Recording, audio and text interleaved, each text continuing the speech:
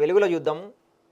ఇక నిసార్ సక్సెస్, భూ ఉపరితల ఫోటోలు స్పష్టంగా తీయనున్న శాటిలైట్. ఇక రష్యా తీరంలో పెను భూకంపం రిక్టర్ స్కేల్పై 8.8 తీవ్రతతో నమోదు. కామ్చట్కా ద్వీపకల్పం సమీపంలో భూకంప కేంద్రం. రష్యా తీరంతో పాటు జపాన్, హవాయి, అమెరికా పశ్చిమ తీరాన్ని తాకిన సునామీ అలలు. టోక్యో నుంచి లక్షలాది మంది తరలింపు. హవాయిలోని సురక్షిత ప్రాంతాలకు జనం పరుగులు. 2011 తర్వాత ఇదే అతిపెద్ద భూకంపం అంట.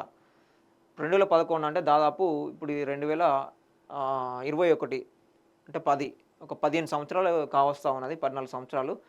దాని తర్వాత చాలా రోజుల తర్వాత ఇప్పుడు మళ్ళీ ఇంత పెద్ద భూకంపం రావడం జరిగింది. హైవేలపై సడన్ బ్రేక్ వేయడం నిర్లక్ష్యమే. హైవేలపై సడన్ బ్రేక్ వేయడాన్ని నిర్లక్ష్యంగానే పరిగణించాల్సి ఉంటుందని, దానికి డ్రైవర్లను బాధ్యతగా చేయాల్సి ఉంటుందని సుప్రీంకోర్టు తేల్చి చెప్పింది.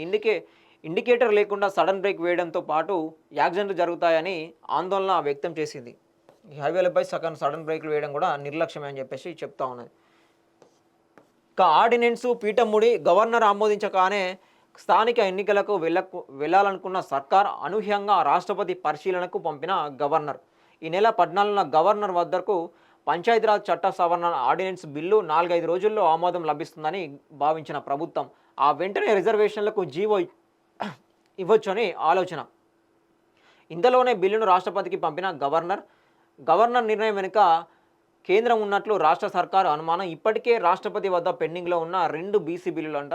కేంద్రంపై ఒత్తిడికి ఆగస్టు 5, 6, 7 తేదీల్లో ఢిల్లీ వేదికగా రాష్ట్ర సర్కారు పోరాటం. ఆగస్టు 15 వరకు వేచి చూసి పార్టీ పరంగానైనా రిజర్వేషన్లు ఇవ్వాలని నిర్ణయం తీసుకోబోతున్నారట. ఇక సృష్టి చేసిన అనాథ చంటి బిడ్డను అమ్మినందుకు తల్లిదండ్రులు జైలుకు. శిశు విహార్లో అనాథగా 2 నెలల బాబు.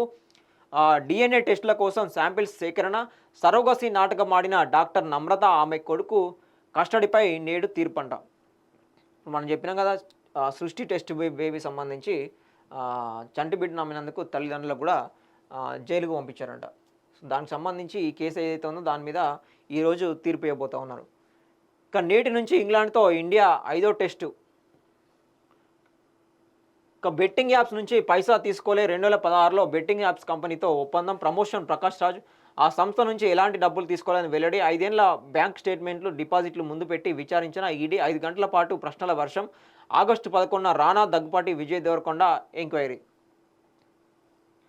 ఇక వెట్టి చాకిరి విముక్తి కార్మికులకు ఇందిరమ్మ ఇండ్లు. ప్రభుత్వం తరపున నిధులు సిఎస్ఆర్ ఫండ్ ఇస్తాం. వెట్టి చాకిరి ఫిర్యాదుల స్వీకరణకు టోల్ ఫ్రీ నెంబర్. ఇక నుంచి ఫిబ్రవరి 9న అధికారికంగా వెట్టి చాకిరి విముక్తి దినోత్సవం. సీఎం దృష్టికి సమస్యలను తీసుకెళ్తామని హామీ.